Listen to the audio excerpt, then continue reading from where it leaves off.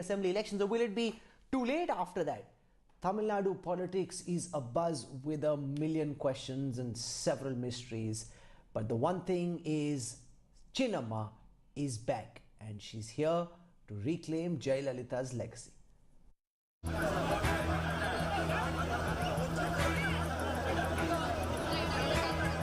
A swagatam that Sasikala herself couldn't have dreamt of.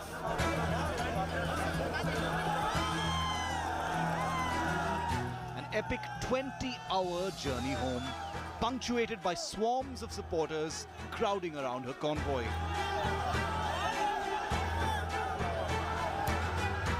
Sasikala herself sat with a smile, a respectful namaskaram for the thousands in whose hands her political future may lie.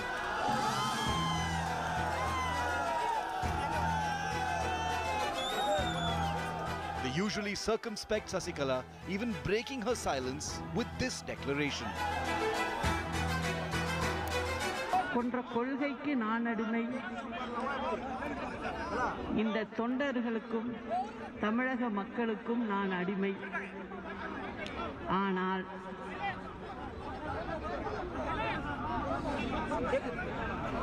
அடக்குமுறைக்கு நான் என்றும் அணிபடிய மாட்டேன். நிச்சயமாக தொண்டர்களுக்காக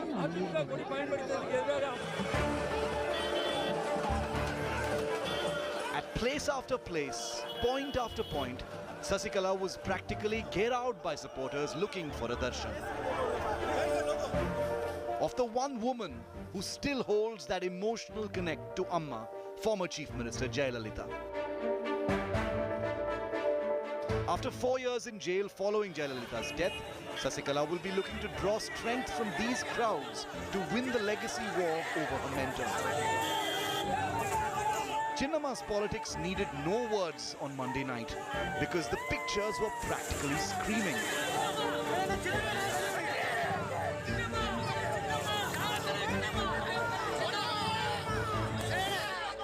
At her final stop before Chennai in Vellore, close to midnight on Monday, the crowd went into a frenzy.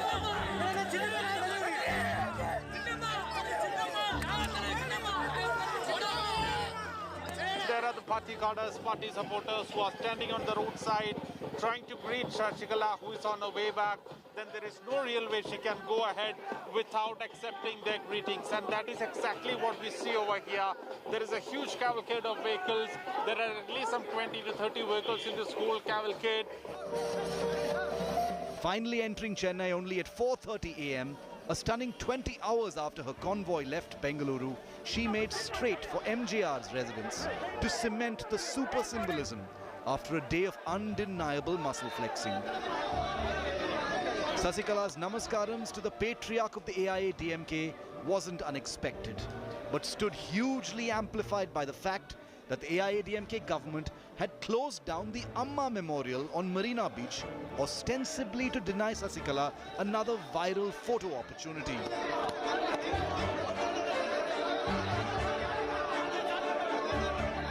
Sasikala is walking up the ramp and she's going to lay garland to the statue. Earlier also she said that she will she will enter active politics, and perhaps this is how she wants to show that she's entering active politics. Finally, Sasikala retired to the home of her niece, Dr. Krishnapriya, where she will remain for the next few days. She has already promised a full-fledged political rebirth, but the specifics of her next steps remain the most tantalizing question now in poll-bound Tamil Nadu. And with the sheer numbers surrounding her homecoming, she's already given her rivals much to chew on. With Gopi Krishnan Unithan, Pramod Madhav and Nolan Pinto on the highway to Chennai, Bureau Report, India Today.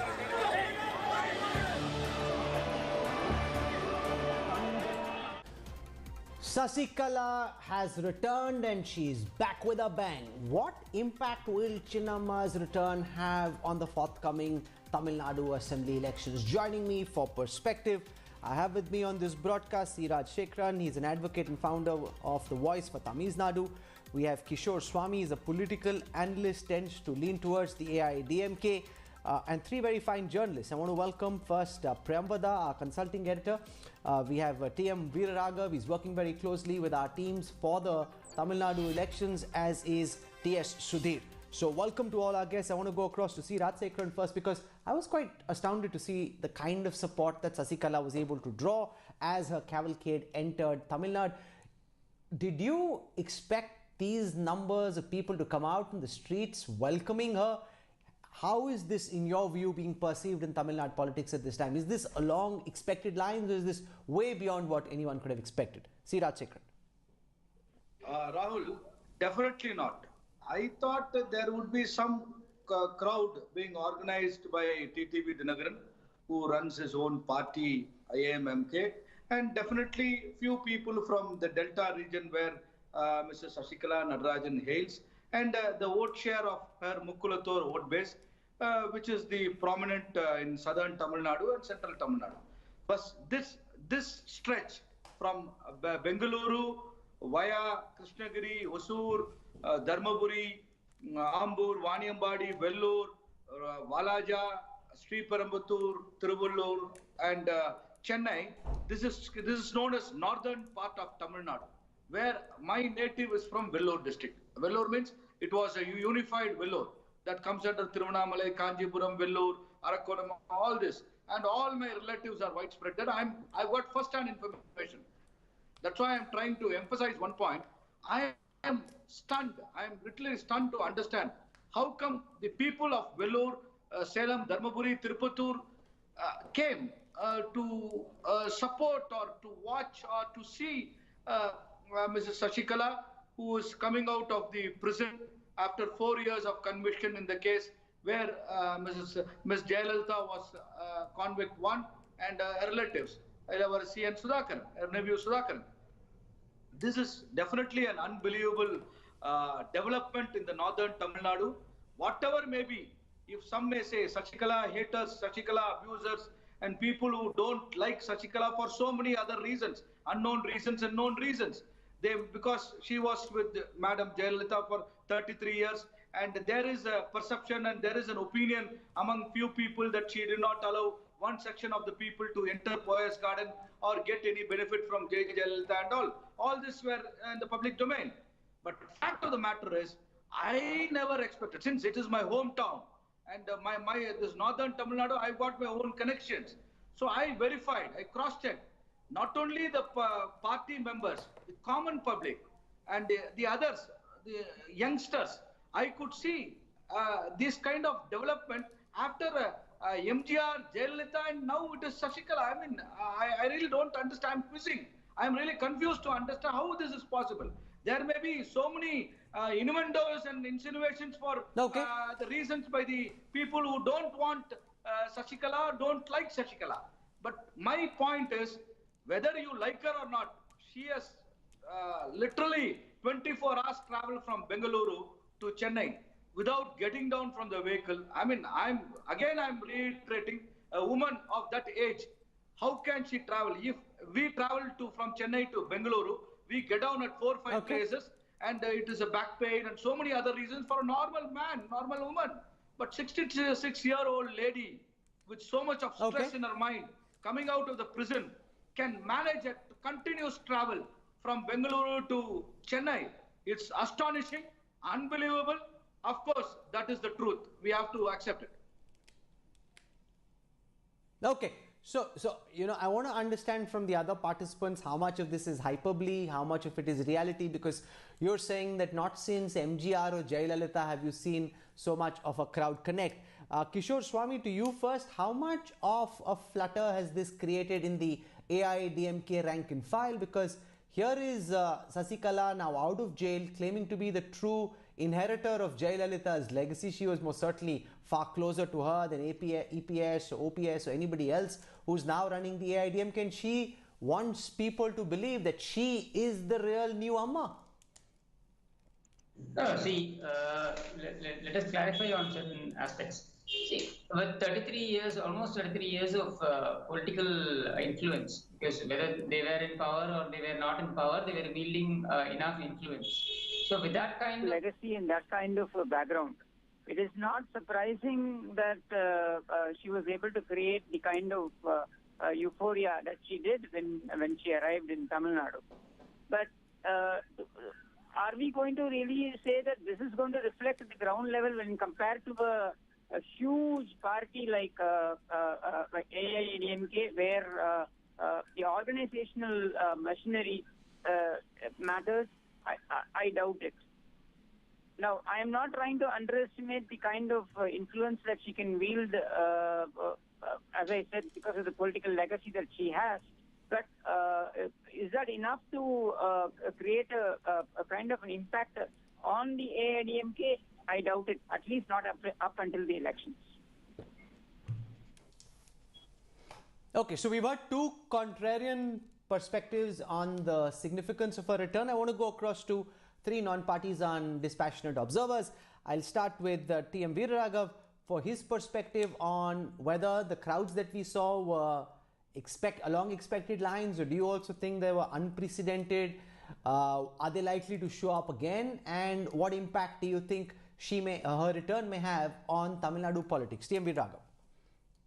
Crowds can be deceptive in politics. We leave that aside. But having said that, the power with which she has reasserted herself, the fact that she wants to send out such a strong message that she is back in the game in Tamil Nadu and going through that kind of rally sends out a message that her intentions are not to let go. We've spoken about the kind of cases that she faces, the fact that she cannot contest an election now for the next 6 years until 2027, irrespective of whether she wants to come into politics or not. Despite these facts, she's sending out a message that she's up there, she's in the realm, and she's out there. She's not going to let go of a challenge to the Two Leaves legacy. Having said that, we'll have to see how this plays out. Is she willing to make some kind of a bargain with the present AIADMK leadership? Are they willing to make some kind of bargain to keep everything together? Because otherwise, she is definitely going to be a spoiled sport. She has the ability within the party as well as amongst the cadre to take away a sizable chunk, even in terms of leadership. There are leaders, there are ministers who are loyal to Sasikala, whether it is caste, whether it is, because of the fact that she was closely involved in the process of picking them and nurturing them over many years under Jayalalitha's leadership. So she does have a say within the party. Now, how much is she going to push this AIADMK to the brink is the question before election. For a Sasikala, in my view, a defeated AIADMK is easier to take charge of in terms of a party, because if the AIADMK wins an election, then EPS and OPS faction will have an edge, given the fact that they would have fought anti-incumbency. But having said that, the outlook doesn't seem really great for the AIADMK. I would keenly observe how Sasikala makes, her next moves, whether she wants to strike some kind of a deal with the party where she's acceptable. Also, I'd like to see how the central government deals with Sasikala in terms of the various cases that are left behind for her. Rahul, I think those will determine the road ahead for the AIADMK and for Sasikala in Tamil Nadu politics. So, Sudhir, can I get you to build on some of the points that T.M. Veeraraghav just raised? Do you think she's more likely to strike a deal with the AIADMK? Do you think she's likely to show the AIADMK how much she can damage them in this assembly election? And what, according to you, is the mood amongst the current leadership in the AIADMK when it comes to how do they deal with the fact that Chinnamma is now back and she means business? Well, Rahul, like with most things in Tamil Nadu, this also was rather filmy, the 23-hour-long drive from Bengaluru to Chennai. There is a film of Rajinikanth called Kabali, which I think released sometime in 2017, in which Rajinikanth says, "Tirumbi vanduten sollu," meaning to say that, tell them that I've come back. Sasikala could have well-mouthed Rajinikanth's dialogue from Kabali, tell them that she has come back, and the optics, the very fact that every Tamil channel, most national channels are also covering the Sasikala return live during their bulletin showed the kind of importance that Sasikala has now in Tamil Nadu politics. Also, with regard to the fact that elections just about 2 to 3 months away. I personally think she will have a short-term strategy. She will have a long-term strategy. The short-term strategy will be to create turbulence in the AIADMK camp. And I think she has been already successful to an extent as far as that is concerned, given the fact that we saw 3 senior ministers going to the DGP's office and complaining for the use of the AIADMK flag by Sasikala on the vehicle. This is a political battle that the AIADMK has to fight, not fight it as a legal battle. So in that sense, the AIADMK seems to be getting its political strategy a bit wrong there. The long-term strategy would be to wait, as Raghav said, for the assembly election results to come and see how the AIADMK fares, and then move in for the kill, then try to take charge.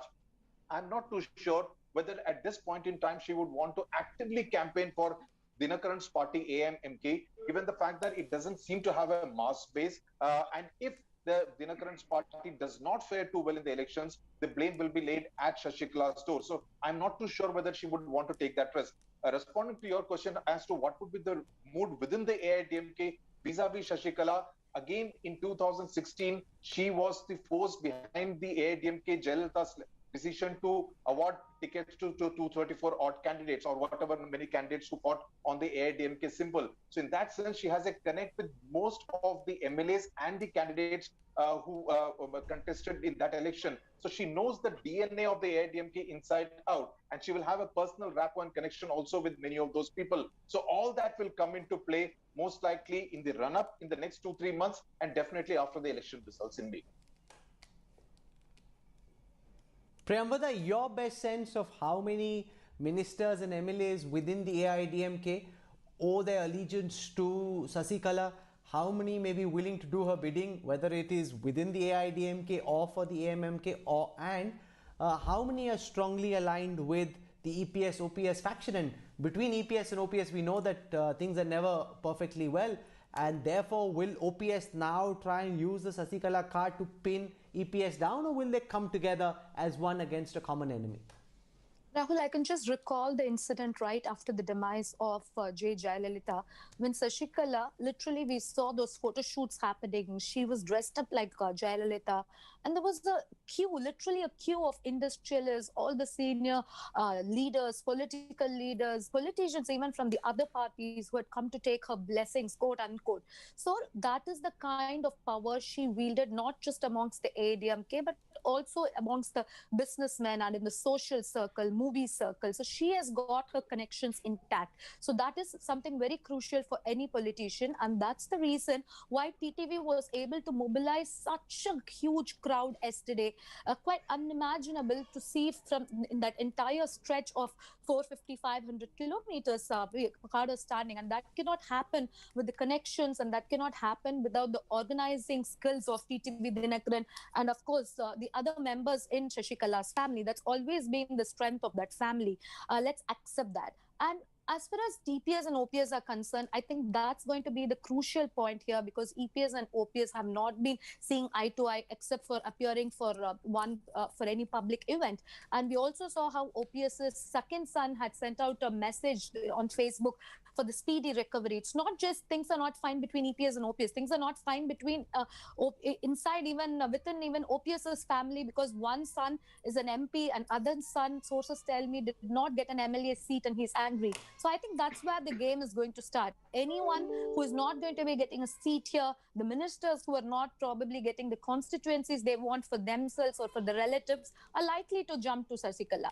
And for Sasikala, the game would be only after the elections. But now I think she's going to be legally trying to take that case, because there is a Madras High Court case pending, and she would like to revive that, and she would like to fight it out legally and keep giving pressure to the AIADMK government. But the another drama that's going to unfold before us is going to be on 24th of this month, when Jayalalitha's birth anniversary is going to happen. So we have to wait and see if Sasikala, if the memorial has to be opened by then, because it's birth anniversary. So the government will be forced to open the memorial and the AIADMK party office. We'll have to wait and see if the chief minister will have a big celebration on his own way. And we'll also see that Sasikala will make use of that opportunity to go and pay respect to her late friend.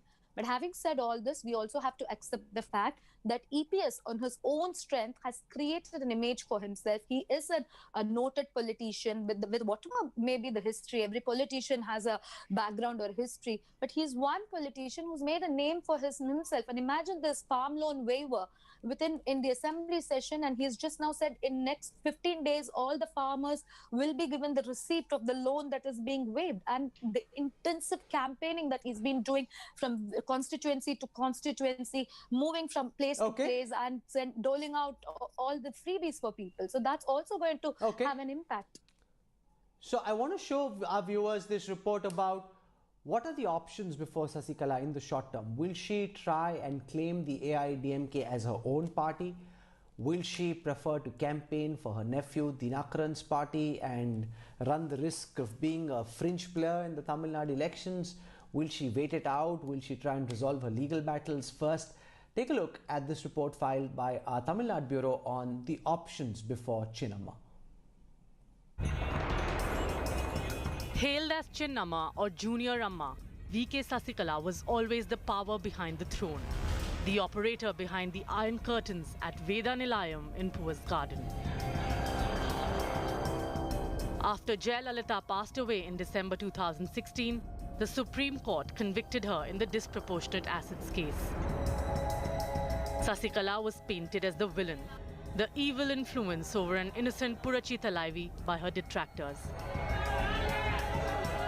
Sasikala had virtually controlled the AIADMK and had its leaders falling at her feet in a post-Jaya order. But once she was behind bars at Bengaluru Central Prison, she was stripped off her post in the party and expelled. After serving her jail term, Sasikala is out now. A free woman. The optics of her leaving the hospital were significant. She travelled in an SUV that belonged to one of the AIADMK members. The Toyota Land Cruiser was not merely a vehicle, it was a message. To top it, the AIADMK flag on the vehicle was unmissable and deliberate. If pictures could speak, they spoke 1,000 words.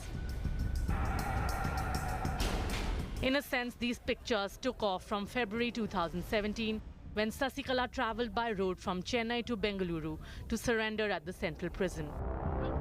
Before she left, she had visited Jaya's final resting place at the Marina Beach. Back then, in a dramatic gesture, she had thumped 3 times on the Samadhi with her open palm. It was interpreted as taking a vow. But the visual imagery apart, is there another reason for those in charge of the AIADMK to worry about the return of Sasikala? Even before Sasikala stepped out, EPS made it clear that the AIADMK doors were shut for her. Sasikala வெளியே வர பட்சத்துல அதிமுக கூட இணையறதுக்கு வாய்ப்பு ஒண்ணும் வாய்ப்பே கிடையாது. அவர்கள் கட்சியிலே இல்ல. சார் இந்த 7 பேர் அதிமுக கட்சியிலே கிடையாது. But EPS, who calls his administration Amma's government, knows that sooner than later, Sasikala will stake claim to the inheritance of Jaya's political legacy. As it is clear, he is already watching over his shoulder, which is perhaps why the Chief Minister strategically chose 27 January, the official date of Sasikala's release from prison, to throw open Jayalalitha's Samadhi at the Marina to the public. But is Sasikala likely to make her move on the Tamil Nadu political chessboard soon? She has 3 options before her. Option 1. Encourage unrest in the AIADMK in the run-up to the elections. Her nephew TTV Dinakaran, who heads the AMMK, has already made claims that she is still the General Secretary of the AIADMK. The second option is to campaign for the AMMK in the elections.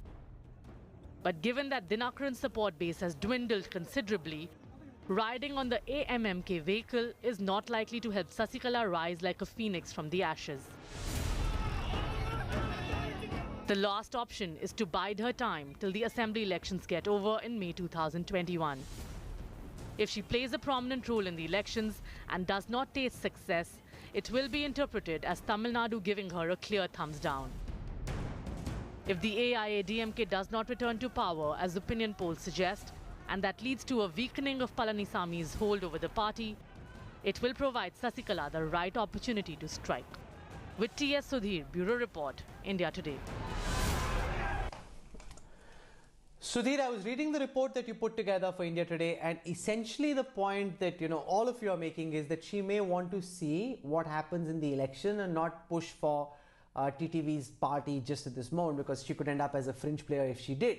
But just sitting outside and looking at Tamil Nadu politics from a distance, when she sees the kind of support that she was able to generate, people standing out in the dark for hours waiting for a glimpse of Chinnamma, could that then get her to reevaluate her calculations? Her original calculations while she's sitting in jail and nobody's paying attention to her may have been different, because when a Neta sees crowds, he gets pumped up much more than he'd be if he's sitting at home or sitting in a jail and then, really wondering if anybody cares about him. Do you think the response could force or initiate a recalibration of how to approach this assembly election, Sudhir?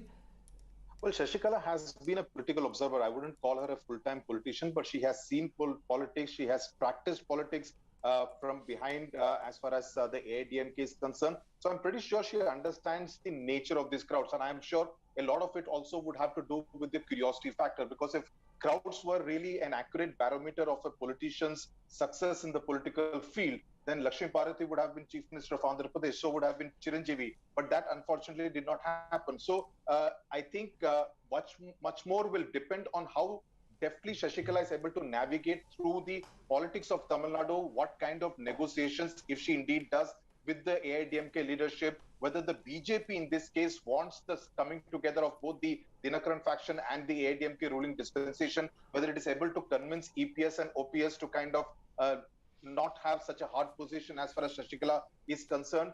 So it will depend on a whole lot of other factors. Also the community support, because right now the Tevar leader within the AIADMK is O. Paneerselvam.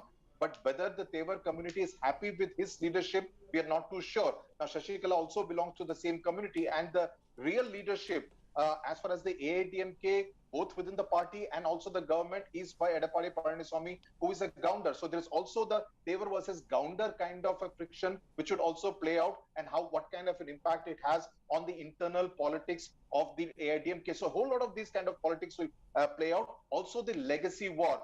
Just like we saw in the late 80s, the war between Janaki Ramachandran and Jayalalithaa as to who is the real inheritor of the MGR legacy. Right now, what we are likely to witness is the fight between Sasikala and the EPS-OPS factions as to who is the real inheritor of the Jayalalithaa legacy. And the elections, given the fact that they are just 3 months away, will in that sense will also be a test of who the voters of Tamil Nadu see as the real inheritors of the Jayalalithaa legacy, whether they want to kind of put their trust in this particular AIADMK and give them a whole lot of seats in the next assembly.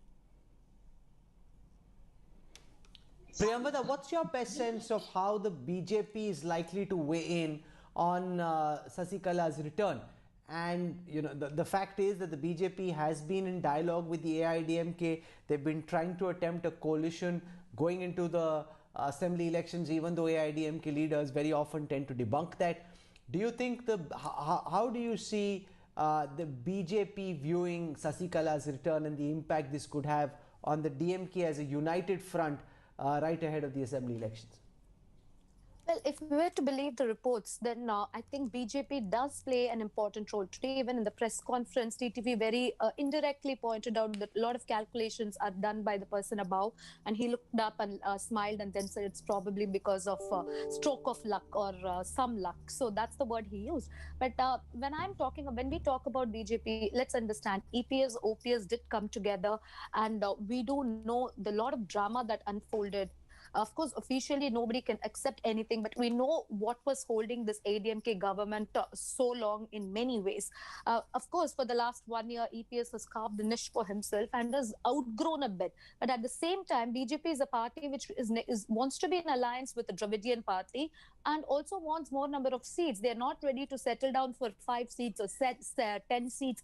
And that's the reason why when Amit Shah came, we saw AIADMK leaders running up to him and then queuing up to meet him, talk to him and negotiate, because AIADMK also knew that Sasikala's release is nearing. But beyond all this, we also know that TTV Dinakaran made 4 or 5 trips to Delhi, and sources do tell us that it was some kind of a compromise must have reached, because we know there is one more PMLA case against Sasikala for 2,000 crore rupees. So if at all the central leadership had thought that Sasikala should not come out and not be in the political fray during this crucial time, something could have happened. But that's not happening. So definitely there is a plan for the central government or the BJP leadership as far as AIADMK as a party is concerned. And like everyone said, we do not know whether the plan is about before the elections or after the elections. My guess would be after the elections, just trying to, and because BJP also also wants to make inroads into Tamil Nadu, and two-leaf symbol, end of the day, you have the traditional vote base. Still that 19.5% of vote base is with AIADMK after the parliament elections and the local body elections. And that might benefit the BJP to get couple of, one or two seats at least.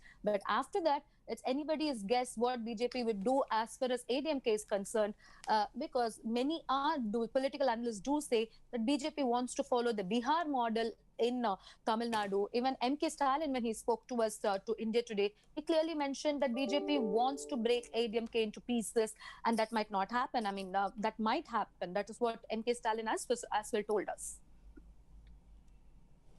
Okay, remember Sasikala cannot contest an election because she's been prosecuted under FERA violations. It was an ED case going back to 1996. She's served 4 years in prison, and even now has a litany of legal charges to deal with before she herself can physically return to politics. I mean, she's back in a more general sense that her presence is now being felt in Tamil Nadu politics, but she can't fight for quite a while because of all the legal charges against her. The night Jayalalithaa died, Paneerselvam, the chosen deputy to run state affairs in her absence, was sworn in as the chief minister even before her body reached Pose Garden. Since that night, Tamil Nadu politics, much like the larger-than-life Tamil Masala films, has seen all sorts of drama. At Jaya's funeral, it was Sasikala, the trusted aide, flanked by the infamous Manarguddi clan, who mourned her passing, as befitted the reactions of a first family. The Prime Minister came and consoled her.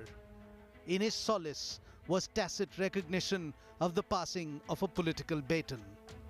Yet when the PM left, it was OPS who stood beside Modi, waving at the mourning crowd. It seemed to be the perfect solution.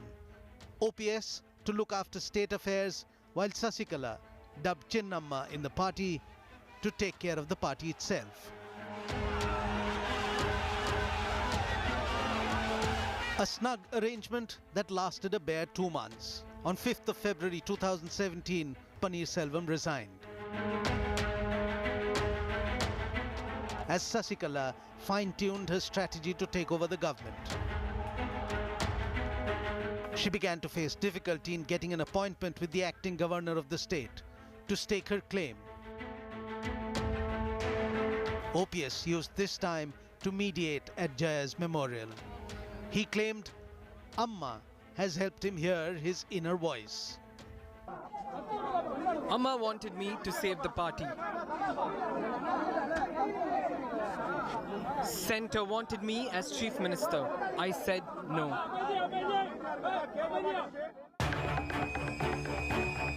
In the political battle for control of the state legislature, it was OPS versus Sasikala. Sasikala corralled more than 100 AIADMK legislators into Golden Bay, a leisure retreat, to stop them from running away to the rival camp. While all of this posturing and consolidating was taking place, there came a spanner in the works for Sasikala's political ambitions. On 14th of Feb 2017, the Supreme Court gave the go-ahead for Sasikala's conviction in the disproportionate asset case. As soon as news broke, another powerful AIADMK stalwart, Edappadi K. Palaniswamy, EPS, made his move to take control. The very next day, as Sasikala surrendered to court and made her way to jail, EPS won the floor test in the assembly and became the third AIADMK Chief Minister of Tamil Nadu in as many months. With Sasikala in jail and EPS having replaced OPS as the man in charge of AIADMK, and by extension of Tamil Nadu, one would have thought that the time of turmoil was over. But then broke another storm. This again centered around Jaya and her legacy. This time, it was the by-election to the RK Nagar Assembly constituency seat that had fallen vacant because of her demise. Both factions within the AIADMK put up candidates, and both laid claim to the two-leaf symbol of the party, resulting in the Election Commission freezing the AIADMK two-leaf symbol till further notice. With Sasikala in jail, her nephew TTV Dhanakaran became the party's Deputy General Secretary and the de facto supreme of the ruling AIADMK faction. After months of back and forth, the effort to unite the warring faction takes a new turn when in August 2017, Chief Minister EPS orders a judicial probe into Jayalalitha's death, a long-standing demand of OPS. On 21st of August, the factions within the AIADMK merge. Chief Minister E. Palaniswamy makes O. Paneerselvam his Deputy Chief Minister.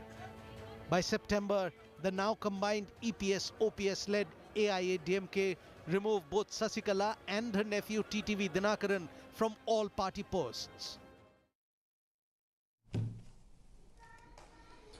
Okay, so the key question now is how will the AIADMK likely react? And I want to put that question to TM Veeraraghav. What's your sense of how the AIADMK, given its internal wranglings, is likely to react to what they saw on the streets with Sasikala getting the kind of rapturous welcome that she did? There was a time, Rahul, when MGR was AIADMK and AIADMK was MGR, then later Jayalalithaa was AIADMK and AIADMK was Jayalalithaa. Right now, there is no single one AIADMK. It's a mixture of several factions, and it doesn't stop with EPS and OPS. There are several leaders within who have kept quiet and have stuck together with the EPS-OPS faction because they just wanted the cart to keep running, the government to keep running. I think you need to take cognizance of the comment that Sasikala made, which she said, we will not allow the common folk to come back to power. I believe that there are different factions within the AIADMK, and the reaction to Sasikala will evolve slowly. EPS personally will not want Sasikala back into the party because it's a threat to his leadership, and his leadership is shaky the moment the government's term comes to an end. There will be several sections within the AIADMK which will want her back. There will be sections within the AIADMK which will want to keep her back, which will be close to EPS. We will have to see how this works out. Kishore Swami, what's your sense of the reaction in the AIADMK? What Veeraraghav says is that we're likely to see, opposing factions in the AIADMK come together against a common enemy. How rattled is the AIADMK top leadership with the return of Chinnamma? See, I agree with your third option, which is that Sasikala will wait till the elections are over for her to move her coins. Because right now, the situation is too fluid. Because the centre completely backing. See, I think you would be aware that about 2 weeks ago, the Chief Minister had visited Delhi, and he actually was projecting that he had the backing of the BJP leadership. And as far as the alliance is concerned, the alliance is firm in Tamil Nadu between the AIADMK and the BJP, and they are sorting out the issues with the other parties as well. So given these circumstances, whether the Chief Minister, who is able to so confidently speak to the reporters just outside the PMO, stating that the question of Sasikala coming inside the party does not arise at all, says, speaks volumes. And I do agree with Priyamada when she says that she will not move, she will not have much to do before the elections. Maybe after the elections, yes, she has a say, because based on the results and based on how the AIADMK performs, the blame game, if at all the AIADMK outperforms, then the entire accolade will go to the Chief Minister.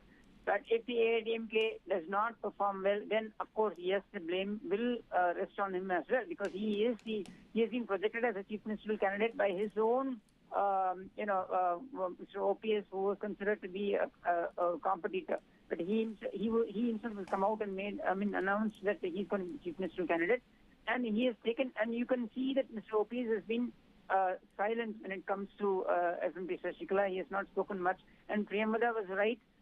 His second son had tweeted that he was wanting her to take care of herself. So, having said all this, whether AIADMK, if you really go into the DNA of AIADMK, it is about the symbol. It is about the organizational machinery. Whoever has it has the party. And today, They have the power. The state, the government is with them. So, having said that... Okay, we've had a very interesting conversation about the possibilities and what may happen, what may not happen now that Sasikala is back. Make no mistake, this is a big X factor. A lot of my colleagues and a lot of pundits in Tamil Nadu are thinking about the impact Rajnikant could have. That may end up being a damn squib in the end and not really much of a factor. But this will play a role, especially with Sasikala, with Jayalalitha's birth anniversary coming up. It'll be interesting to see, who's able to rally the Jaya legacy behind them. I want to thank T.M. Veeraraghav, Kishore Swami, Rajshekharan, Priyampada and T.S. Sudhir for joining us on this broadcast. We will track Tamil Nadu elections because it's not just Bengal. At the India Today Group, we firmly believe that the state of Tamil Nadu will witness one of the most exciting elections this summer, and we'll track it as closely as we possibly can with the best reportage and analysis. I'm slipping into a break. When we come back, we'll shift our attention to Red Fort raider Deep Sidhu. He's arrested, and the Delhi police hopes that his arrest will now help unravel a lot of the mysteries around who led the violence at the Red Fort in the capital on Republic Day. More on that story when we come back on the other side of a quick break. Stay with us, back in a moment.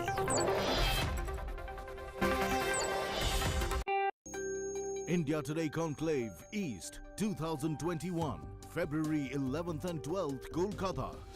Listen to Mamta Banerjee, Nusrat Jahan, Prosenjit Chatterjee, Srijit Mukherjee, Bibek Debroy, Ajit Mohan.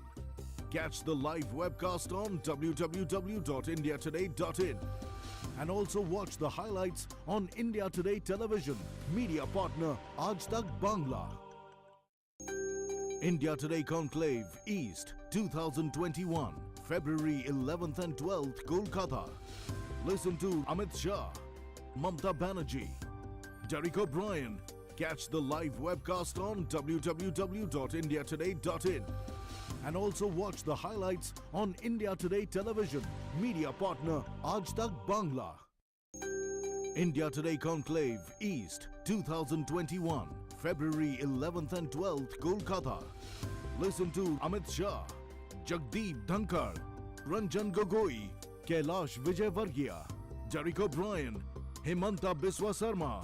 Catch the live webcast on www.indiatoday.in and also watch the highlights on India Today Television, media partner Aaj Tak Bangla. India Today Conclave East 2021, February 11th and 12th, Kolkata. Listen to Amit Shah, Jagdeep Dhankar, Ranjan Gogoi, Kailash Vijayvargiya, Derek O'Brien, Himanta Biswa Sarma. Catch the live webcast on www.indiatoday.in and also watch the highlights on India Today Television, media partner Aaj Tak Bangla.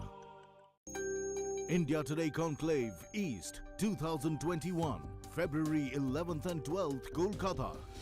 Listen to Mamta Banerjee, Nusrat Jahan, Prosenjit Chatterjee, Srijit Mukherjee, Bibek Debroy, Ajit Mohan. Catch the live webcast on www.indiatoday.in and also watch the highlights on India Today Television, media partner Aaj Tak Bangla. India Today Conclave East 2021, February 11th and 12th, Kolkata. Listen to Amit Shah, Mamta Banerjee, Derek O'Brien. Catch the live webcast on www.indiatoday.in and also watch the highlights on India Today Television, media partner Aaj Tak Bangla. India Today Conclave East 2021, February 11th and 12th, Kolkata. Listen to Amit Shah, Jagdeep Dhankar, Ranjan Gogoi, Kailash Vijayvargiya, Derek O'Brien, Himanta Biswa Sarma. Catch the live webcast on www.indiatoday.in and also watch the highlights on India Today Television, media partner Aaj Tak Bangla. For more news and updates, log on to indiatoday.in or download our app now. For more news and updates, log on to indiatoday.in and download the India Today app now. Remember, Do mask on before you move on. Don't forget. Keep watching India Today. Remember, do mask on before you move on. Don't forget. Do remember, mask on before you move on. Don't forget. Remember, do mask on before you move on. Don't forget.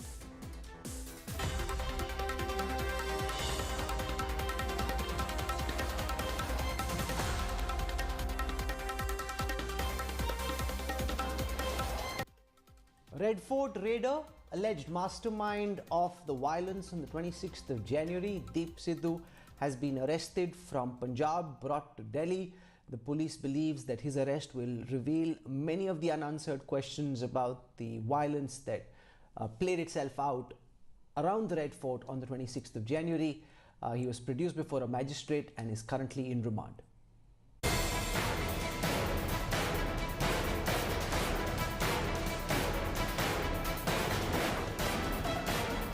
The man accused of being at the center of the Republic Day violence. The man accused of fueling chaos and clashes during the tractor rally on Republic Day. Deep Sidhu, Punjabi actor turned activist who'd been on the run for 2 weeks now, is now finally in the Delhi police's net, just days after a 1 lakh rupee bounty was announced on him. Sidhu was arrested from Karnal in Haryana in the early hours of Tuesday. These videos that the actor has been putting out brazenly on Facebook since going into hiding are believed to have led to his arrest. ना उत्थे कोई हिंसा कीती ना किसे public property ਨੂੰ ਅਸੀਂ destroy ਕੀਤਾ ਜਾਂ ਉਹਨਾਂ ਨੂੰ ਨੁਕਸਾਨ ਪਹੁੰਚਾਇਆ ਨਾ ਕਿਸੇ ਬੰਦੇ ਨੂੰ ਅਸੀਂ ਮਾਰਿਆ ਕੁੱਟਿਆ ਨਾ ਸਾਡੇ ਬੰਦੇ ਤੇ ਕੋਈ ਇਹੋ ਜੀ ਗੱਲ ਹੋਈ Since I have not done anything wrong, so why should I run away and why should I be scared? I'm not scared.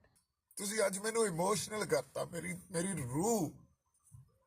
ਰੂਹ ਅੱਜ ਦੁਖੀ ਆ ਤੁਹਾਡੇ ਤੋਂ ਤੁਸੀਂ ਮੈਨੂੰ ਕਿਦਾਰ ਦੱਸਦੇ ਹੋ Sidhu had switched off his mobile phone on the 27th of January, a day after the violence. The last location of his cell phone was tracked to Haryana. Police say that the actor used to record videos and send them to a female friend in California. The friend would then upload them on the actor's Facebook account. Technical surveillance and an intelligence tip-off finally led to Deep Sidhu's arrest. ये जो 26 तारीख को लाल किले और दिल्ली के अन्य भागों पर जिस तरह से हिंसा और उपद्रव संगठित हुआ था उसमें ये दीप सिद्धू नामक का शख्स प्रमुख भूमिका निभाया था। इसकी तस्वीरें पब्लिक डोमेन में है, आप सबने देखा है। इस आरोपी दीप सिद्धू के ऊपर 1 लाख रुपया का इनाम भी घोषणा किया गया था। इस आरोपी दीप सिद्धू को दिल्ली पुलिस की स्पेशल सेल की टीम ने गिरफ्तार कर लिया है। आगे की तफ्तीश जारी है। Deep Sidhu came into the limelight in the early days of the Singhu border protest, when he also declared his sympathy for the extremist Khalistani movement.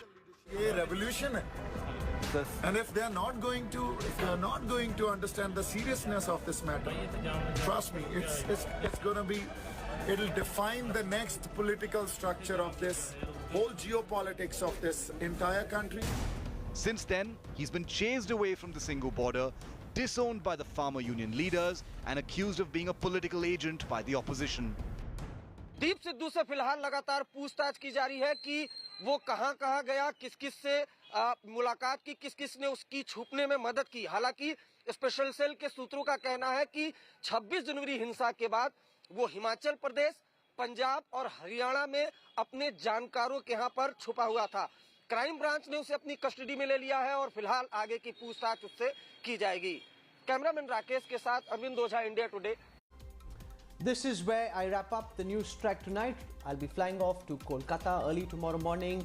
Remember, on the 11th and the 12th, we'll have the big India Today East Conclave. We'll have Home Minister Amit Shah, we'll have West Bengal Chief Minister Mamata Banerjee, we'll have CPIM General Secretary Sitaram Yechuri, former Chief Justice and nominated Member of Parliament in the Rajya Sabha Ranjan Gogoi, and several other dignitaries joining us at the biggest political conclave ahead of the West Bengal election. So do tune in to our special coverage of the India Today East Conclave all day long on the 11th and the 12th of February. This is your destination for everything to do with the West Bengal Assembly elections. Thank you for your time and your trust, and I look forward to seeing you in Kolkata. Bye-bye.